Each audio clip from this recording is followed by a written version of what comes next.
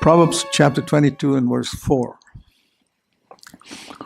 The reward of humility and the fear of the Lord are riches and honor and life. That's spiritually. Spiritual wealth, to become spiritually rich, you need two things: humility and reverence for God.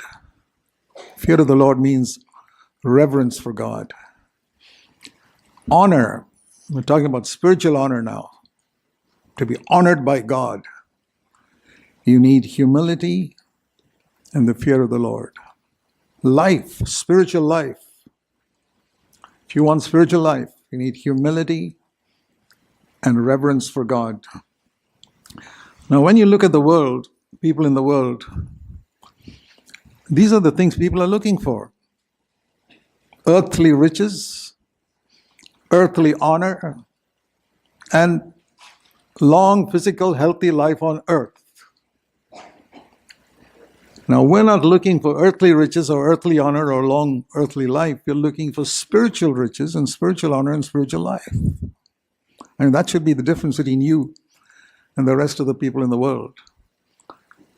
I'm not looking for earthly riches. God provides me enough for my need, and I'm satisfied with that. I'm not looking for any earthly honor from anybody. If God honors me, that's enough.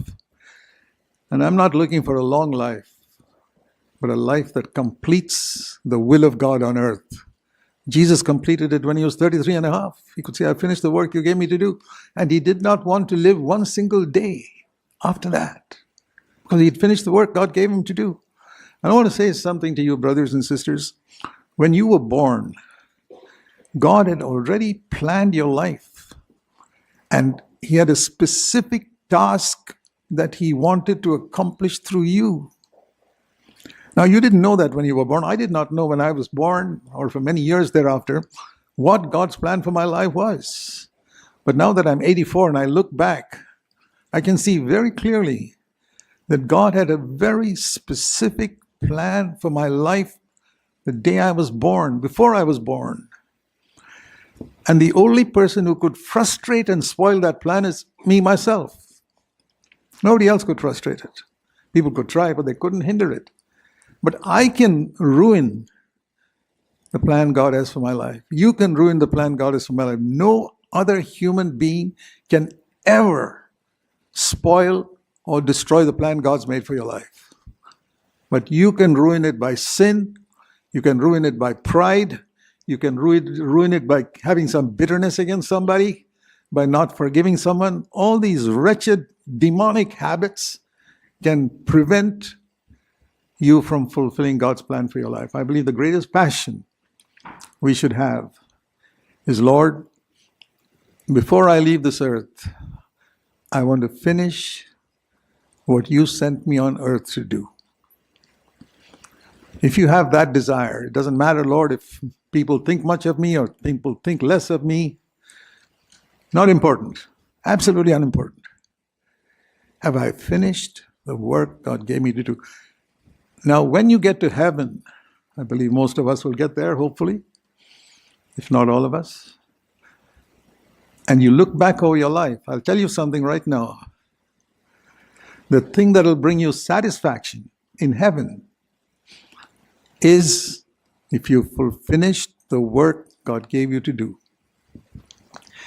And if you didn't finish the work God gave you to do on earth because you sought something else, you wandered away, or you kept some bitterness in your heart against someone, I'll tell you this.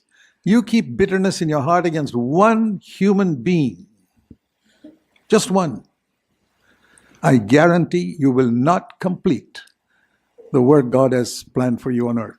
That will ruin everything. It's like saying I often use, you make a beautiful chicken curry and you put one dead lizard inside it. You ruin the whole thing.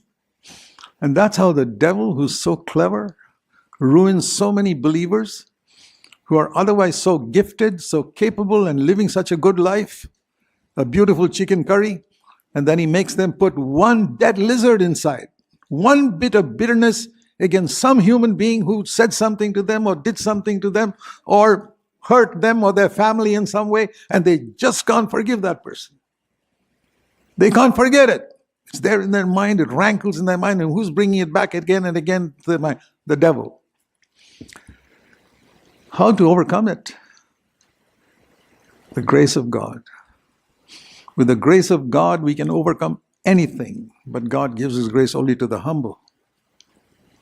And that's why it's so important to pursue humility. And all of us, I'll tell you that, I include myself, need far more humility than we already have. But along with humility is another thing here called the fear of the Lord, the reverence for God.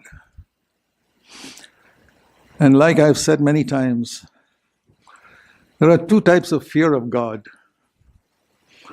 One is the fear that God may hurt me. And the other is the fear that I may hurt God. Which do you have? Do you have the fear that God may hurt you in some way? Punish you, harm you, mess up something in your life? We must never have that fear. But do you have the fear that you may hurt God by something you do? By the way you speak to someone?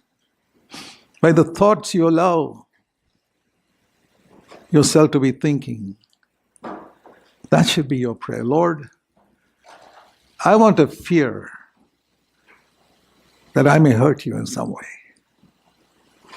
I don't want to. Think if you had a child, most of us have got children.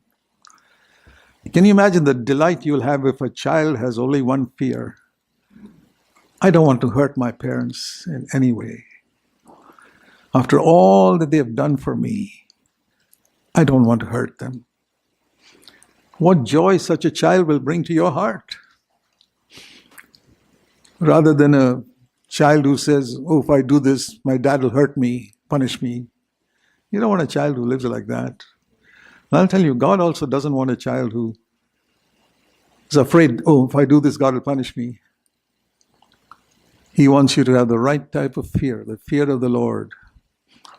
I fear that I might hurt him.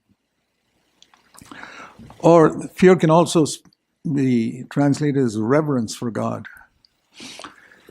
I believe what's lacking in the world today is reverence for God. There's such a casual attitude even Christians have. When I see so many big so-called mega churches, the way they think that singing so many what they call praise and worship up on the stage, and most of that is just to get honor from people, how well I'm conducting this music, or so much of all that. And they imagine that they're worshiping God. They're not. They're seeking honor for themselves. They are seeking honor for their church, to put on a spectacular show up there on the stage so that people will be attracted to their church, not attracted to God. A true servant of God, whether he's a song leader or a preacher, will long that people will not see him, but will see the Lord. He wishes that he could disappear so that people's attention will be turned towards Jesus. Like John the Baptist said, he must increase and I must decrease. A man who really fears God, his greatest longing will be to decrease and decrease and decrease and decrease in the eyes of others so that Christ will be exalted. I'll tell you this, my dear brothers and sisters, if you want God to fulfill his purpose through your life, seek to become smaller in the eyes of men. Lord, make me small in the eyes of men so that they will see you and exalt you. This is reverence for God, because in heaven, everybody's worshiping God. No angel, not even Michael the archangel, wants to draw any attention to himself, even though he's so gifted. Those angels have such supernatural gifts. but they never want to draw attention to themselves. Fear that, dear brothers and sisters. Fear trying to draw attention to yourself for your humility. Imagine seeking honor for being known as a humble person. Can you think of anything more proud than that? When you try to seek honor to be known as a humble person or a humble brother or a humble sister, garbage. No angel in heaven is trying to show off how humble they are. It's always pointing towards the Lord. Reverence for God means I want to disappear in the eyes of men. Unfortunately, those of us who sit in the stand or sit in the pulpit, we are seen by people, but if your longing is to be seen by people, there's something wrong with you. We must want to disappear more and more so that all attention will be focused on the Lord. Reverence for God is the beginning of wisdom, the ABC of wisdom. It's like when children go to school, the teachers will tell them, there's nothing you can learn in the school if you don't learn the ABC first. You have to learn the ABC. If you haven't learned the alphabet, you're not going to learn anything in the first grade or second grade or all the way to college. Everything is dependent on learning the ABC in the kindergarten. Otherwise, you won't learn anything. I mean, we understand that when it comes to school. You can't learn science, geography, history, nothing if you don't learn the ABC. Now, do you believe that reverence for God, the fear of the Lord, is the ABC of wisdom? That's the meaning of the beginning of wisdom. Dear brothers and sisters, learn it. Because I'll tell you this, I have met very few Christians who have really learned the ABC of wisdom, who want to be hidden so that Christ may be glorified, who want to go down that Christ may go up, who want to become small that Christ may be exalted, and who will deeply repent before God if they ever said anything or done anything to exalt themselves, who will fall on their face before God and say, Lord, have mercy on us. Boy, there I did something to exalt myself. There I thought too highly of myself. Please have mercy on me. Think often of heaven. One of my favorite meditations is heaven. How will it be like in heaven? You heard me say that, that how we look around for the great, so-called great men of God and there's hardly anybody there because all eyes are focused on Jesus.